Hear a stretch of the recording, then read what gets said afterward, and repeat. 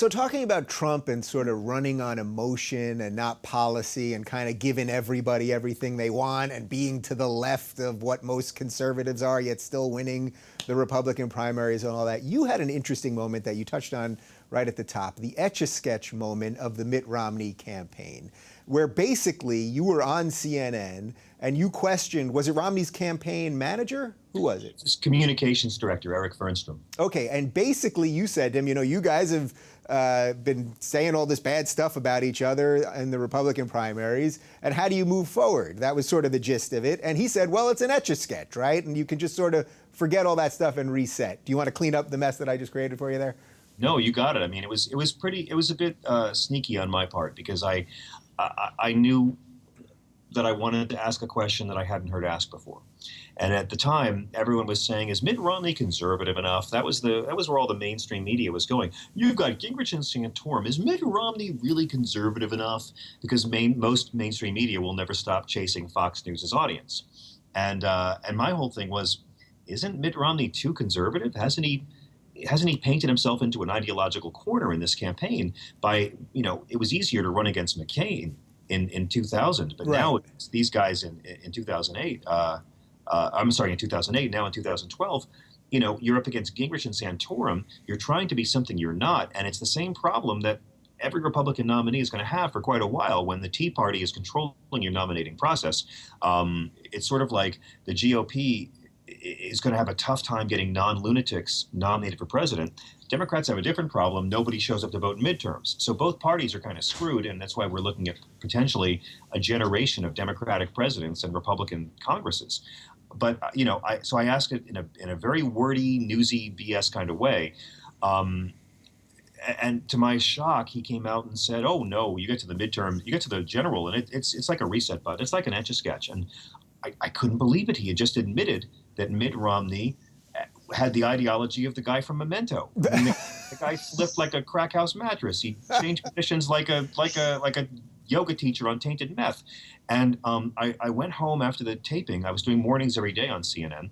And by that afternoon, the clip had been shown everywhere. I was sitting in a cafe with my wife and baby, and I saw myself on TV.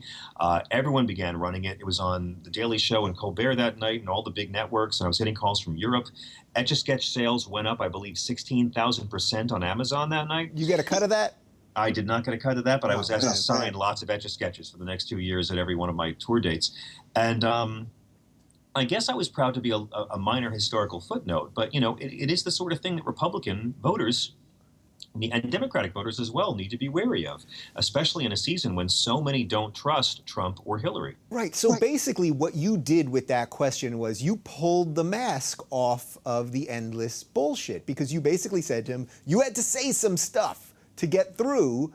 And look, the Democrats have the same problem. I get you with the Republicans and the Tea Party. They've dragged them to the right. I think the Democrats have the same problem now, where they're being led by the far left. And that goes to the point what we were talking about with Hillary, where they are going to demonize her and then depress their actual people from showing up. So I think both parties have this problem. But you expose this thing, and it seems like 4 years later, Trump has just blown the whole thing apart. Like, there is no more, we have to pretend we're this or that. Trump is just like, I say whatever I want, you all love it, and I'm just going to keep doing it, even if I change my position every week. Yeah, and he will continue to change positions. He's already done it this week. I'm not so sure that Bernie has led the whole party to the far left. I kind of think Bush and Cheney pushed the country a lot more left, to tell you the truth. And I don't think Bernie Sanders has said anything too outrageous. He's really advocating for things that have worked in other countries that are our capitalist allies, and for things that have worked here in the past under President Eisenhower. Well, interestingly, I don't think that Bernie necessarily is leading it, but I think that that movement that's behind him is leading him in a way that I don't know that he fully grasps. I think that some of the social justice stuff and just the behavior of the far left is not behavior that he uses. I tweeted once, I wish that I liked Bernie's supporters as much as I like Bernie. I think he is a pretty decent guy, but I think he's being led by go ahead. Well, I don't know if he's being led. I think his campaign is being tainted by some of his followers. But there's a few circumstances here. Number one, we have no idea how many of these online trolls are actually Republicans pretending to be Bernie supporters because they're trying to wound Hillary. Mom always said, don't talk to strange eggs, all right? Yeah. talk to any eggs with 20 followers because they're trolls, and there's whoever owns them has a whole basket. Also, a lot of these same situations apply to Hillary Clinton supporters as well. There's uncommon hostility towards Bernie supporters from tons of Hillary supporters, and the generational divide in Hillary Clinton's campaign has been fascinating.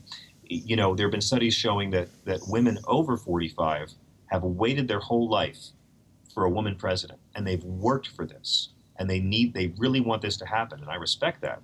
But the same studies show that women under 45 know that in their lifetime there will be a woman president, and they'd all go for Elizabeth Warren in a second.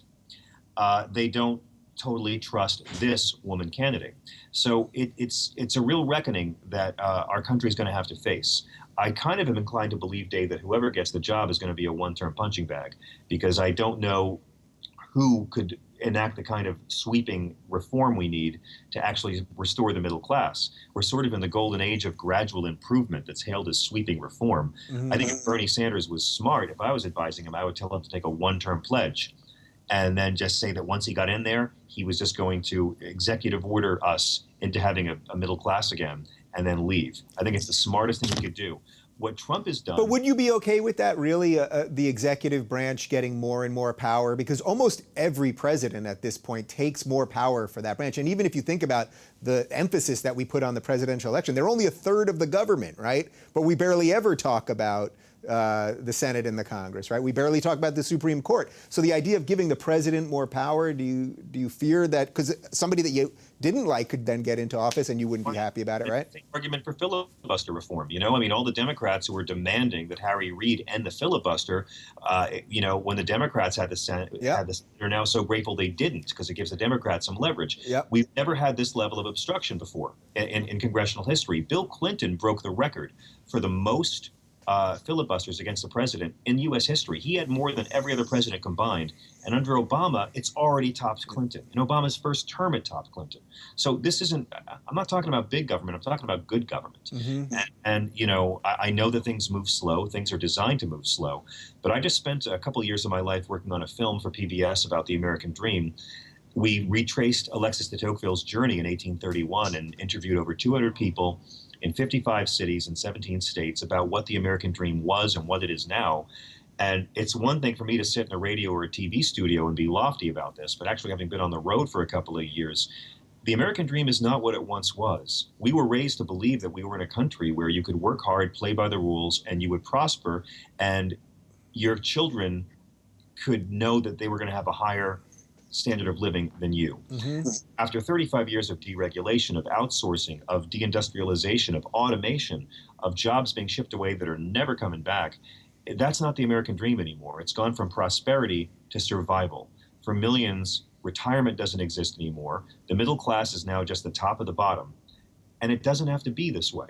And if policies got us here, policies could get us out of here. But I fear, we being the slow learning monkeys that we are, it's going to have to get a lot worse before it gets better. Yeah, that's been a theme that I've talked to a lot of people about, that a lot of people that I really respect and like are saying that it's going to get worse before it gets better. And everything you just described, whether you are on the left or the right, it explains both Bernie and Trump.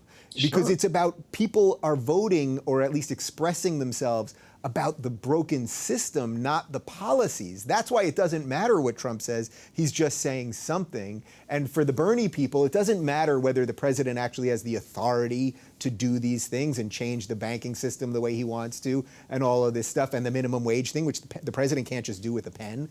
It's a presidential candidate talking about it as a platform position. So it's just, if you vote for that, it's the American people saying that's what we want. But we know that the government doesn't care about democracy. Go back to Obama. Look what the American people voted for twice. Closing Gitmo. The American people voted for a public option. The American people voted for higher taxes on the wealthy. Obama had to wait until he was elected twice before he could just restore tax codes to Clinton levels. They run on these things, and then, of course, once they're in office, they're not allowed to. And I'm like, well, what about the will of the voters? So that does come into it. In the case of Trump, it's fascinating because he's proved once and for all that nobody hates Republican politicians more than Republican primary voters. Right, and there's something sort of beautiful about that. That's why I'm conflicted about the whole thing, because it's like, I don't like the idea of this person that I don't know really what he believes in and is using the media in such a crass and sort of dishonest way. And then at the same time, all of these leaders, I wasn't a fan of any of the mainstream Republicans beforehand, so watching them all kind of crumble and watching all the talking heads on all the cable news networks, watching the same people who got everything wrong 6 months ago, now they're afraid, right? You can see fear in them. When I watch them on, I watch them on CNN and I go, man, you could tell they're afraid for their jobs now because they've all been phoning it in for years for the system. And now they're afraid, wow, this guy could come in, we could be out of a gig. Exactly. I mean, watching the Republican race is like watching Batman v Superman. I don't know who I'm rooting for. I just want it to be done. and you know, in that sense, it's revealed a lot of the discontent. We can't forget that the first ever third-party president got into the White House with only 38% of the vote, and he was a Republican, and it was Lincoln. And the two-party duopoly is what a lot of people don't trust. And you know, maybe Trump could have done better if he'd run as a third-party independent. Although he did that before, I believe, and you know, didn't get anywhere with it. But you know, that was before he became a reality TV star. Right. It's interesting. I guess if I was advising the Republican Party, I think the smartest thing we've heard comes from William Kristol, which you know, what kind of liberal are you? I have broken clocks that are right more than him. But the fact is, William Kristol is leading this consortium of Republicans trying to persuade a mainstream, well-known Republican leader who's out of the game to make a third-party run. Their fear is that even more Republicans are going to stay home this year than stayed home for Romney in 2012. Let's not forget Gary Johnson, two-time elected governor of New Mexico, who was only invited to, I think, 2 or 3 GOP debates in all of 2012, ran as the Libertarian Party candidate and got 1 million votes. Mark my words, Dave Rubin, Gary Johnson's going to get more than 1 million votes this year. And they're terrified of more disaffected Republicans staying home. So the movement, and the New York Times wrote a whole piece about it, is to get, say, a Rick Perry to run as a third party, knowing he'll never get it, to fall on his sword. But their fear is that Donald Trump is not just going to cost them the White House. They're writing that off. They're afraid of losing the Senate. So if you can get a Rick Perry or an attractive, well-known conservative to run, to at least get the social conservatives out of the House so they'll still vote, and then vote R all the way down ticket, that could help them save the Senate. Right. I probably shouldn't be saying this because I want them to lose the Senate, but it is a smart strategy. God, it's such intricate little moves and machinations of the system, and that you're agreeing with the ideas of Bill Kristol to sort of take down Trump. It's I don't all... kind of agree with the idea, but I think it's a smart idea if they want to keep the Senate. Right. So I like that you brought up Gary Johnson. I've had Gary Johnson on the show. I think he is an extremely decent human being. I think I was one of the 2 people that watched the Libertarian debates. What's your line on libertarians? You've got a good line on libertarians. I've got a bunch of lines on libertarians. They're liberals without a something, or no? I think libertarian is just Latin for embarrassed Republican. Okay, so I like that. They're like my cat. You know, they're like my cat. Just like. Look, I know you're too stupid to get this. Better if we'd all just be more selfish dicks. Oh, look, food appeared magically before me, and I did nothing for it. I'm that special, and no one else had a role in bringing my food to me. You want the Ayn Rand book? I've got 9 more. You know, I mean... You know what? I had the president of the Ayn Rand Institute on last week. You're going to have to watch the show. Maybe I'll have you guys on together to battle it out. Love to. Yeah, I mean, look, how's Somalia doing? The fact is, even if a libertarian became elected president, which won't happen, you are never... First off, you can believe in religion and science. You don't get to claim you follow Ayn Rand and Jesus, okay? And Rand Paul, by the way, ran away from libertarianism faster than Ayn Rand ran to the mailbox for her Social Security check. No president is ever going to want to be the president who does away with Social Security and Medicare and Medicaid and the entire social safety net. Right. It's never going to happen. So those types of things, though, would just be if you're a purist libertarian. Like every party, there's ways of taking the sort of ideals of libertarianism, of limited government and freeing up business more and things like that, without necessarily destroying Social Security and still allowing for some safety net and things like that. So yes. it's, yeah. Yeah, I mean, we'll see. I mean, I like Dr. Jill Stein of the Green Party as well. I would love to see at least one debate where all the major third party candidates get to be on the stage with the big two, because what we're seeing here with both Bernie and Trump is a massive American discontent with this, snake with two heads that's taken over the whole game. People don't trust the two-party system. And believe me, we're all going to be so sick of seeing that picture of the Trumps and the Clintons at the wedding laughing together, because it's the ultimate signal of just how there's us and there's them. And most of the Republicans and Democrats in this country are part of the us. Yeah, well, that's also why, I had Gary Johnson on the show, but I've tweeted several times and I've tried to put the message out there that even if you don't love this guy, even if this isn't your guy, if you guys get him to 15% once the general election is on, they have to put him in the debate. So it's probably not going to happen for Jill Stein because she's run, 72 times already? But Gary Johnson, I think this year, what? Once before she's run. Only once before, okay, 172, whatever it is. But Gary Johnson, I do think there's such discontent that there's a chance that at some point they could just get him to 15% and they'd have to throw another voice in there. So I'm not even making it about him as much as just give us another voice, give us another option. Someone, let us hear another idea. Honestly, if the DNC wasn't walking around in clown shoes, they would pour a lot of money into the Right to Life Party, because there's so many social conservatives who only vote for the Republican Party because of the abortion issue. The Republican Party will never allow abortion to become illegal. It is their #1 fundraising tool, and trust me, as long as politicians have mistresses, abortion will remain legal in this country. And I could talk about that issue all day long, but, to me, why more conservatives don't bail on the Republican Party and go ahead and vote right to life if you're already a single issue voter. And by the way, a grotesque hypocrite, because Jesus spoke out against the death penalty, never mentioned abortion, and God's technically the least pro-life character in the Bible, but that's a whole other matter. Right. To me, the Bush family was never against abortion rights. Never against abortion. And Donald Trump's not against abortion. Of course not. So, they put on this charade, they shuffle it around, and these social conservatives, Alabama keeps voting for these people over and over and over again, and nothing changes. Howard Dean was really smart with the 50-state strategy when he ran the DNC, and a smart, charismatic Democrat would try to make inroads down there. Trust me, if social conservatives who watch Fox News could hear a Bernie Sanders speech unedited, they'd find themselves nodding every bit as much as they did with Trump. Only with Bernie, it's policy. With Trump, it's just personality. So how much of this, when we talk about the personality thing, that I really believe this election is going to be won on the personality thing and not on substance in any way, how much of this is just the times we live in? It's just that we're all at Twitter expressing ourselves all the time. It's all that everyone's on Facebook posting articles and fighting with people and banning people and muting people. How much is just noise? Do you have trouble, when you're doing your show even, sort of separating the noise from what's actually real? Yeah, but I think that's nothing new. Look back to how vicious Jefferson and Adams were against each other in the press. Adams called out Jefferson for selling his own children into slavery 200 years ago. Lincoln was so despised. Roosevelt and Eleanor were as hated as the Clintons are. All of this rancor is really nothing new for our country or our species. And I think that, like George Carlin said, when you're born, you get a free ticket to the freak show. The trick is to not grow up and join the freak show.